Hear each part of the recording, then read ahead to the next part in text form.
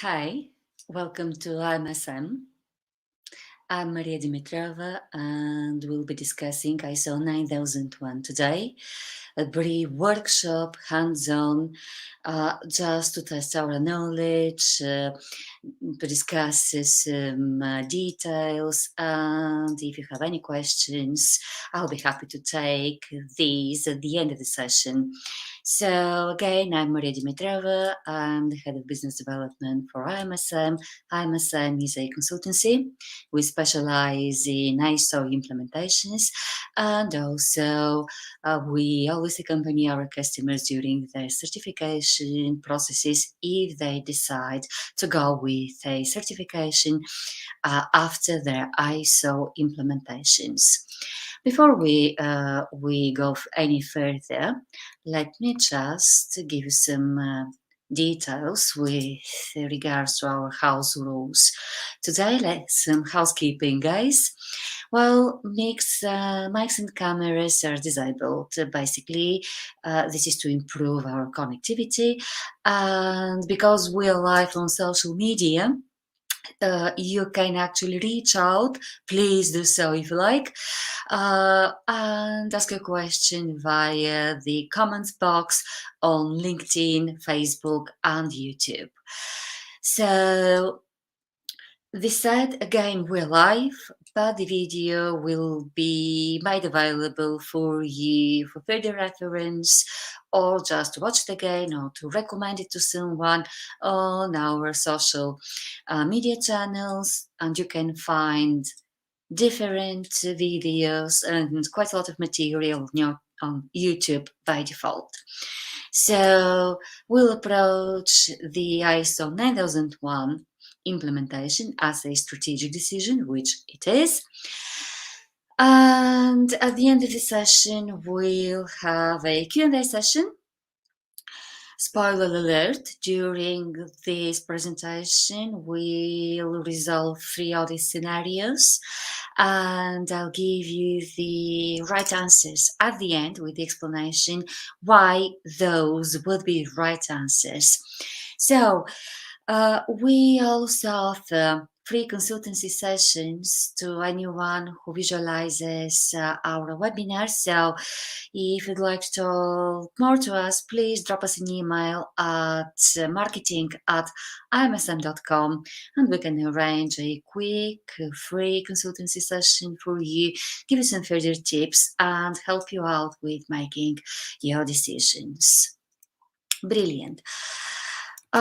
Because the ISO is both very well known and deeply sometimes unknown, let me just talk around some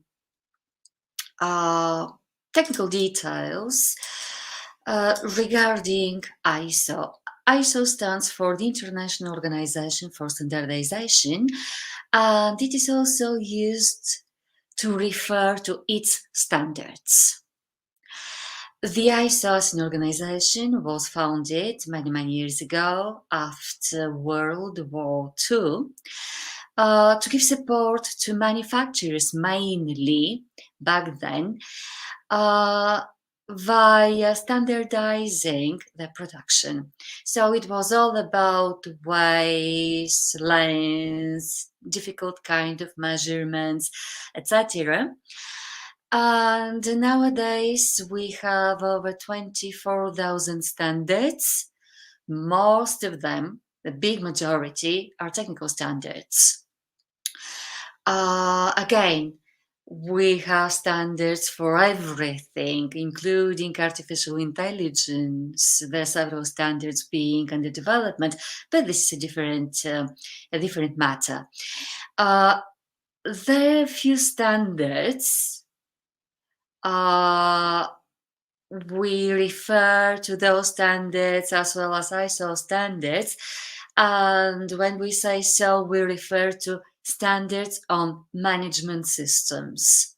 Those are slightly different. They're not technical standards on measurements or whatever, but on how management systems in different areas should work. And today we'll be talking ISO 9001, which is the quality management standards. So all ISO standards bring in, all ISO management system standards bring in quite a lot of benefits to the organizations that decide to go with. Why? Because they focus not only on the internal issues within the organization, but also on its business environment. ISO standards help organization identify the so-called stakeholders, the interested parties, and by doing so, address risks and opportunities. Very important when we talk ISO standards is to remember that we always talk about risks and opportunities, not only risks. Why? Because many opportunities can obfuscate us and we can just miss out the risk evaluation, which is often within an opportunity. We need to assess it, we need to find it, and if possible, eliminate it or accept it, depends on our decision. So ISO compliant management systems arm us with a way to conduct a systematic analysis, assessment, work within our organization, which is translated in cost reduction, significant cost reduction. Many organizations choose to go with ISO standards because those enhance their stakeholders' trust. So, in many occasions, we'll find organizations that go for ISO standards because they want to enhance, to improve, to elevate their image. So, as I've already mentioned, each standard brings in additional benefits, and ISO management system standards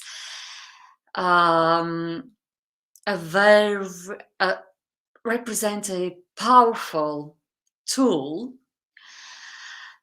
to achieve continual improvement because they're also certifiable standards, which means that once we implement a management system, in this case that would be quality management system, we can then ask a third-party organization, a certification body, to come in and evaluate what we've done, and if they're happy with their findings, we will get certified in conformity with ISO 9001 quality management systems.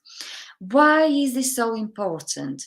This is important because, as I say, the ISO is an international organization. It has 166 members, and several more countries are waiting to be accepted as ISO members as well. It means that practically all over the world, ISO standards are not only recognized, but also very welcome.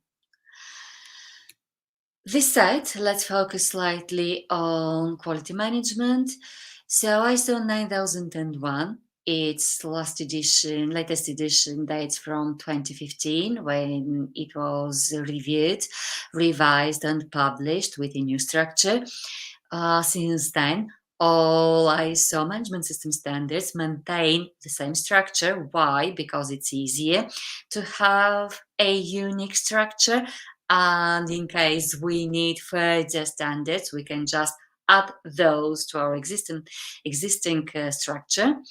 And it defines the minimum requirements for a quality management system. Now, when we talk quality, we don't actually refer that much to the product to service quality, but to the whole management system quality. So, a compliant system will not necessarily improve our product quality, because our product quality may be just excellent, but it certainly will improve our internal functioning, its quality, and our customer satisfaction. That's the key thing in 9001. We don't target doing stuff better. I mean, products or services better. We all already assume that we are very good at what we do. Now, what we target is for our products and services to be much better perceived by our customers and other stakeholders, thus elevating our image and gaining a better positioning on the market share. So, a quality management system consists of our policies within the organization, what we do, why we do it, why we want to do it this way, etc. Our procedures, in case we want to conduct a process in a determined way, and any other internal requirements that ensure our customer requirements are met consistently. Up until recently, it was widely thought that ISO standards were applicable to more sizable companies, to put it in a way. Now, with the pandemic, it has become even more clear that small, medium companies can benefit from ISO standards. These can be applied to all types and all sizes of organizations. So, what ISO 9001 helps us achieve is continual improvement of our quality management system and customer satisfaction. Okay. Implementing and certifying an ISO 9001 management system has several benefits. It improves our ability to consistently provide products and services that, again, meet customer expectations and requirements, applicable statutory and regulatory requirements as well. Very important. It also facilitates opportunities to enhance customer satisfaction. Why? Because we focus not only on our organizational issues within the business, but also on our wider environment, our business environment outside our company. Such a management system also helps us address risks and opportunities associated with this wider environment and with our objectives. And most importantly, you'll see this final line at the bottom, which says certification, third-party certification. It allows us to demonstrate conformity to this specific quality management system standard and its requirements. So the standard itself represents a set of good practices. Good practices that have been gathered during decades, analyzed, assessed, improved, published again.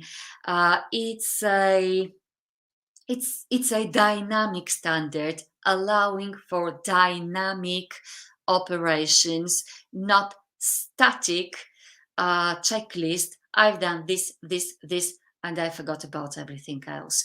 So please have a thought about ISO 9001 and ask your questions. We're happy to help. Now, going further,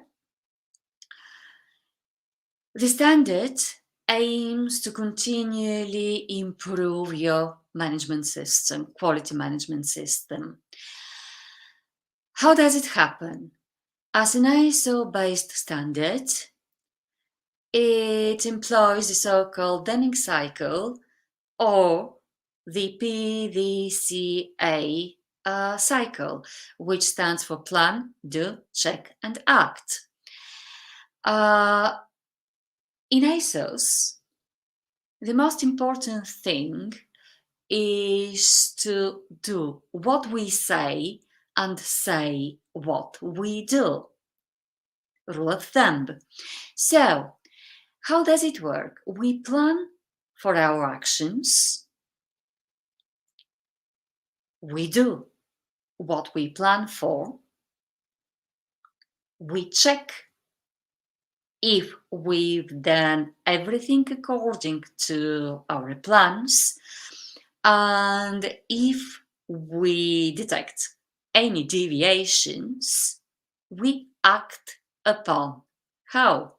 By planning our actions, doing what we have planned for, checking and acting upon deviations, or if we detect any potential issues. 30 years back, the PDCA cycle was described as a PDCA cycle, 4 elements. Nowadays, it is represented more often with the concept of leadership in the middle. Why? Because it has been proved that without top management being fully involved in the implementation of the standard, it wouldn't work. So, it doesn't mean that top management has to write down the policies, objectives, etc., but they must be part of the project, essential part of the project. They must make very clear their commitment to the system, to its communication, to the resources, to delivering the resources required for its functioning, etc., etc. So, top management is key to an ISO 9001 implementation within the company. Without them, it is just not going to work for you guys. So this is why we say strategic decision, top management. Let's think about it. Let's plan on what we do. And if top management gets committed, carry on. You're going to succeed. Well, many times organizations decide to first implement, which is the right way to do it, an ISO compliant management system, and then certified. Some organizations have some doubts with regards to certification. Why? Because they might be somehow reluctant to be evaluated. Why? Because it's kind of shocking to have someone telling us that we might have done something in a very wrong way. Please be reassured that ISO certification, although complex processes, are actually quite a nice experience, business experience. Why? Because they're conducted under 7 auditing principles. First principle is integrity and impartiality. Then we have fair presentation, due professional care, confidentiality, independence of your auditors, and evidence-based approach, as well as risk-based approach. Why is this so important? This is important because your auditors, third-party external independent auditors, will be always well-intentioned, and they will be looking first for compliance and then for any potential issues. The more they ask, the better for you. It means that you're doing very well. So they're trying to find compliance with your system. So it's quite an interesting experience to go through and a rewarding one, because at the end of this process, you'll get your internationally valid and recognized ISO 9001 certificate. This said, let's have a look on quality management. We have prepared for you an internal audit scenario. Internal audit, it means that we are an organization that has already implemented a quality management system and has decided to evaluate how it functions internally. So, top management has nominated a couple of internal auditors. Those will be people who are not involved with the area which is going to be audited. Why? Because of the audit principles. So we need to be impartial, we need to be independent, and we are finding this scenario in front of us. May I ask you to just give it a quick read and pick up an answer? I'm not going to reveal which is the right answer right now, but at the end of this presentation, and we'll explain why this is the correct one. So a couple of minutes for you guys.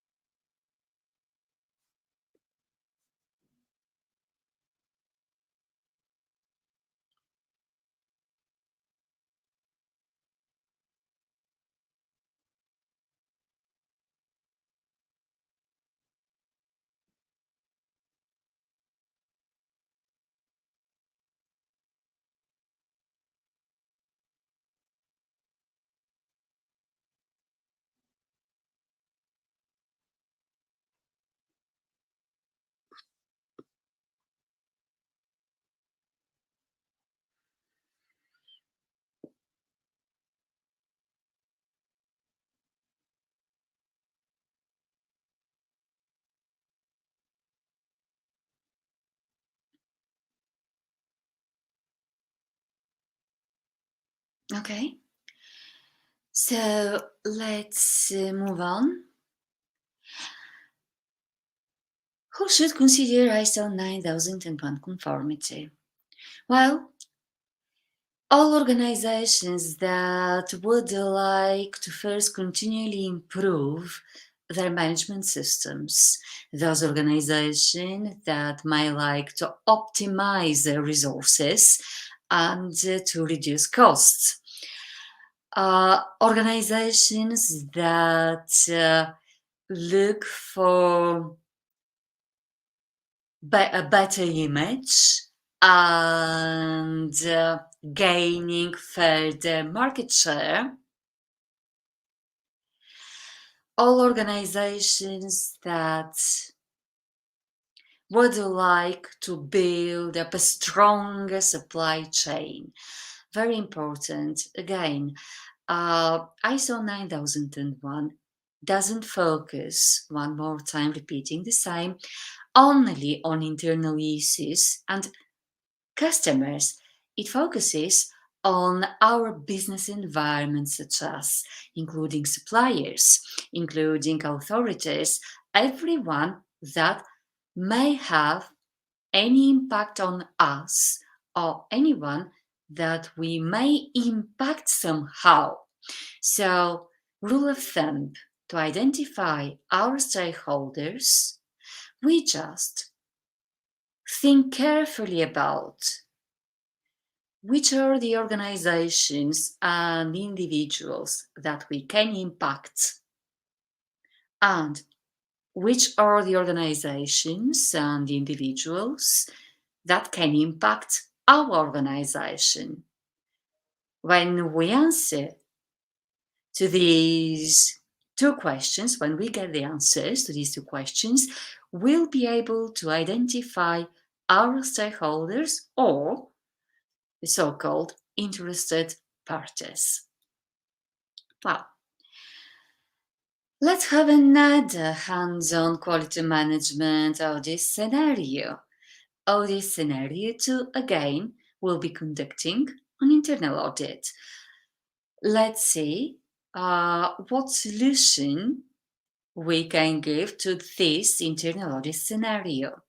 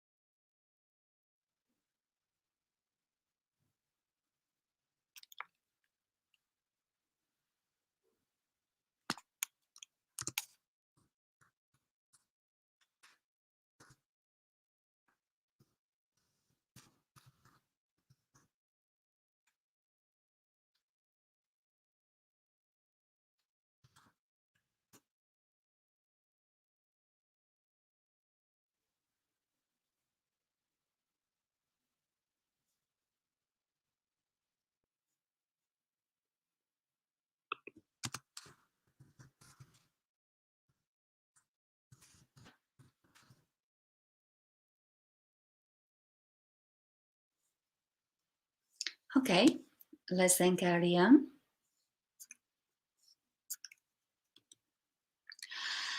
And because organizations are really scared of external certifications, third-party certifications, I have prepared a third-party audit scenario. Let's read it carefully and see what we expect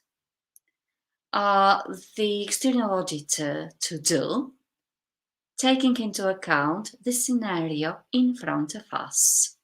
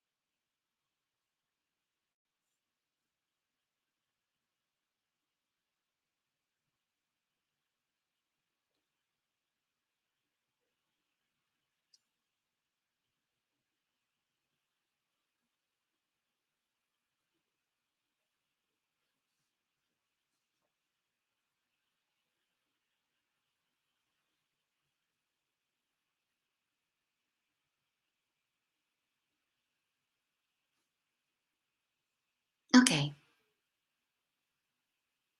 I suspect you have made up your mind, so let's carry on. Uh, when we ask about the reasons to audit, I usually joke about saying that there's as many reasons as organizations, but the first one would be conformity with the standard requirements. Why? Because as I've already said, it's the most sizable set of good practices altogether. So it helps quite a lot of organizations giving practical advice on how to improve their systems. So it's quite interesting to see details and to actually evaluate their impact on our internal operations. Organizations also go for uh, auditing just to make sure that their system is effective.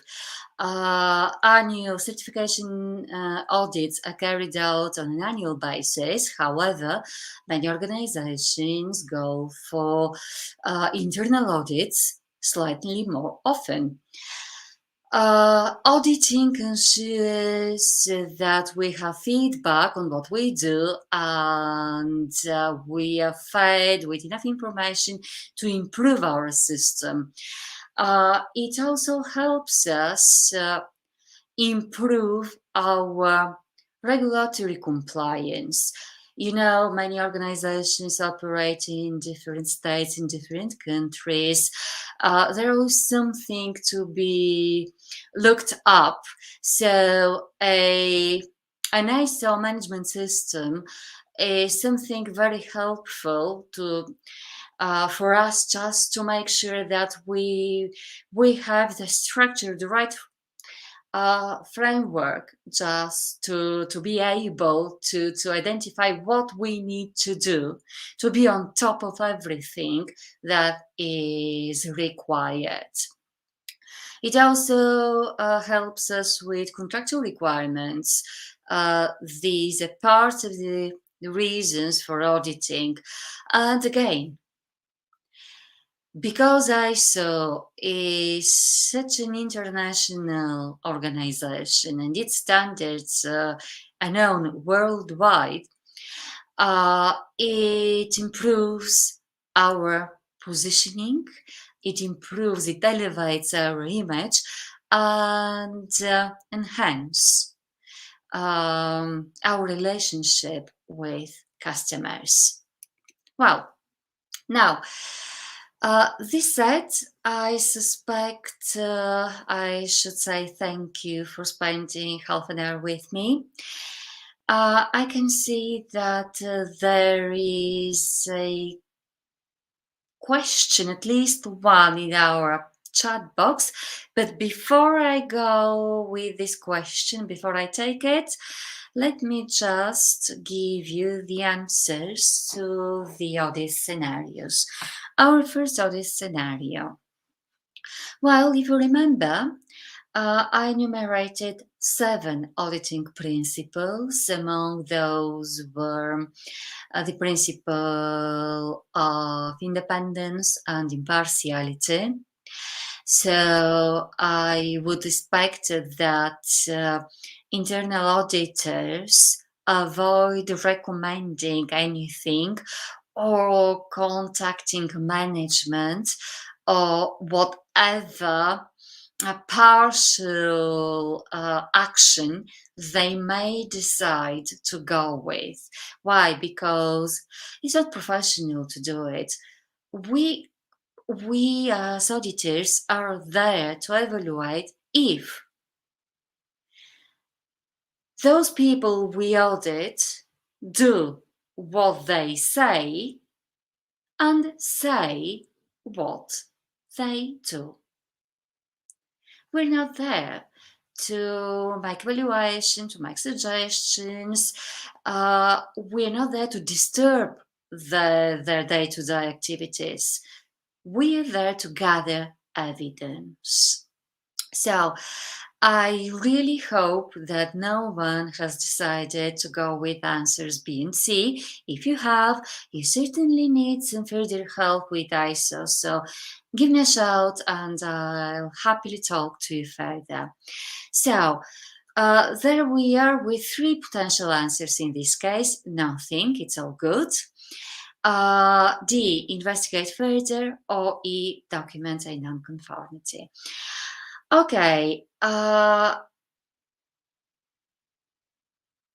we can either skip the situation and say, okay, it's all look good, it's internal audit, someone else gonna come in and carry out the external audit, everything is going to be okay. That's not true. We shouldn't skip this one out. We should focus on it and resolve it somehow, or attract some attention to it somehow. Why? Because if we skip it and then the internal audit is carried out, well, a third-party auditor will see it, and in case there is grounds for a non-conformity, we will not get our certification because they will file a non-conformity. Okay, what happens if we're not sure? We're not sure. It may be all good, it may be all wrong, but you're not sure. Well, we do what every beginner does. And it's always quite a right solution if we have our doubts. We investigate further. So imagine that we're not sure about this scenario. We have a safe net. We investigate further. If we investigate further, we will certainly find all the indicators, what's going on, and then we'll make an informed decision on whether it is wrong or it is right. Okay, so with this particular case, if you're not quite sure, go for your safe net, investigate further. That's a right answer. That's a correct answer. Although this is not the most correct answer. We have grounds, in this case, to document a non-conformity. A more experienced auditor will go with it. On what basis? Basically, because a very simple principle, the one I already mentioned, do what you say what you do, hasn't been followed in this occasion. As we can see, the signature of the chief inspector is always required.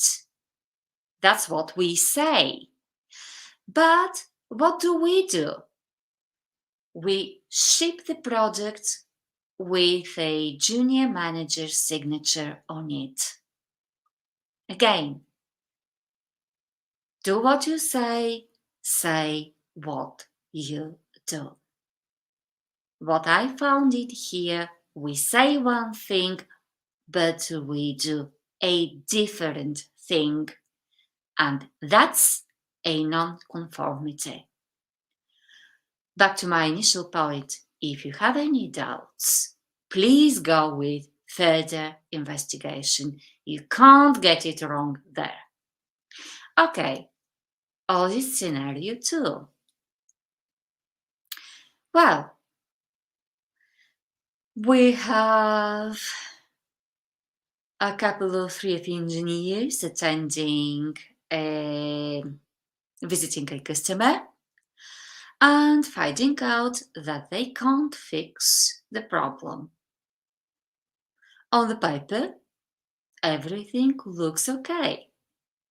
In reality, we have quite an angry customer and a huge bill to pay for our engineers out there doing nothing.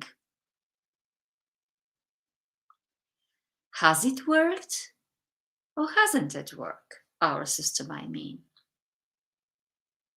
Well, based on what I've already said, option B and C shouldn't be among your favorite answers because we should be independent, impartial, etc., etc., etc. I would say that in this case, option A is not a good solution either. It doesn't look like a scenario that I'm satisfied with. Well, do we investigate further or do we document a non-conformity? And if we do, why? One thing is very important to remember here is as bad to document a non-conformity where we don't have any as just to let it go as a conformity where we have a problem. When we document non-conformities, we must be sure and we must know why we do it. If we do not know why, only because we have a feeling, we do not file a non-conformity. We use our safe net called further investigation.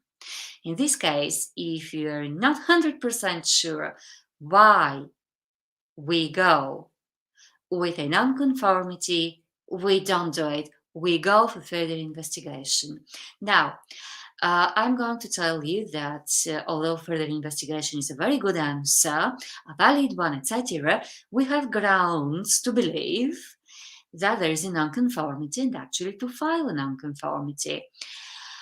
It is because a risk assessment hasn't been carried out, changes haven't been evaluated and properly detailed within our systems, leading to malfunctioning. So we have a non-conformity with the system because we have allowed for some changes not to be considered as important to our quality management system. This is a non-conformity here. Well, brilliant. And the third party audit. So, thank you for changing your mind, deselecting options B and C.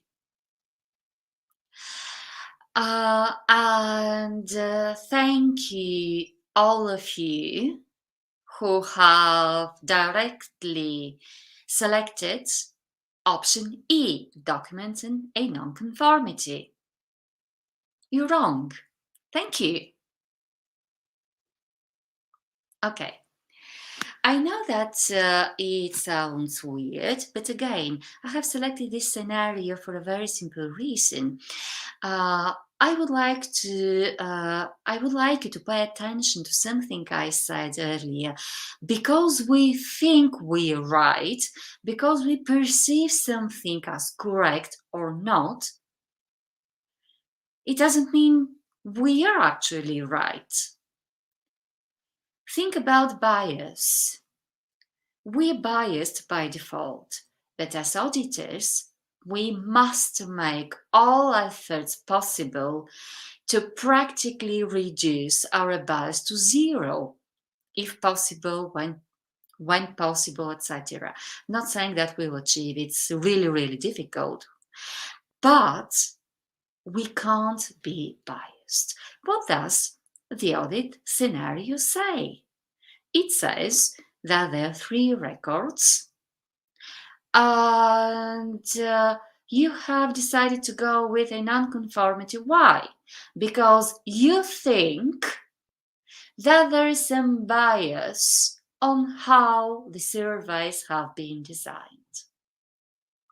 The very moment we start our sentence with, I think that, we are already demonstrating our own bias. So let's see it from a different perspective. Okay, 3 samples. Yeah, that's quite a good sampling if it's a 5 people company, or if it's a 10 people company, 30%. How about a 20,000 people company? How representative a sample of 3 would be? Not at all. This scenario doesn't tell you how many people there are altogether. Why? Because I wanted you to be biased. Just to show you how we should avoid being biased. The standard doesn't tell you what the survey's contents must be. No, it doesn't. It tells us that we have to carry on with activities for evaluation, training, etc., but doesn't specify the contents. So, what would I do in this case? I would only investigate further. I would talk to more people. I would ask for other records. I would discuss training with different departments, etc., etc. I would survey previous years, have a look at all plannings, etc., etc. Most importantly, I would make sure I gather as much information as I can, because someone may have just decided to do the survey this way just to make people feel better. And this is a valid reason. Why not? Until we have a better picture of what is going on, we can't just say, oh yeah, it's a non-conformity.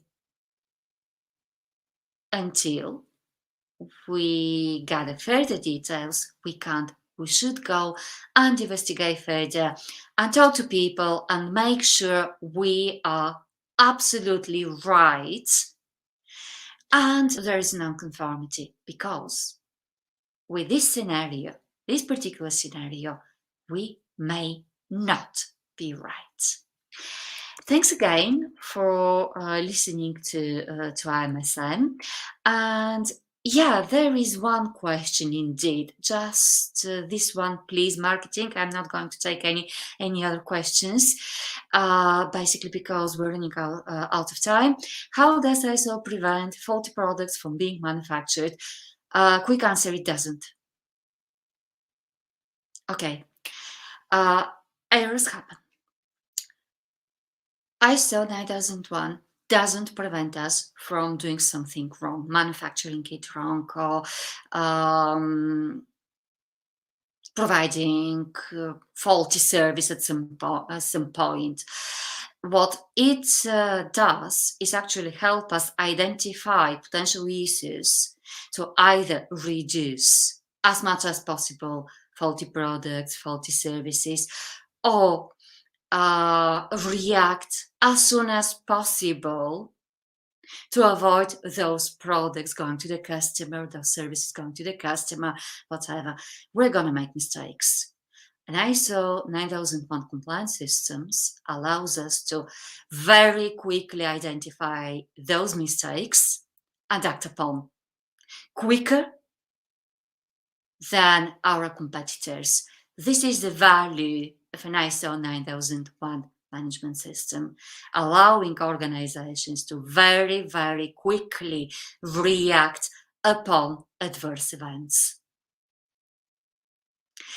Thank you again, Maria Dimitrova, IMSM. Please let us know if you need any further help. Have a lovely day. Bye.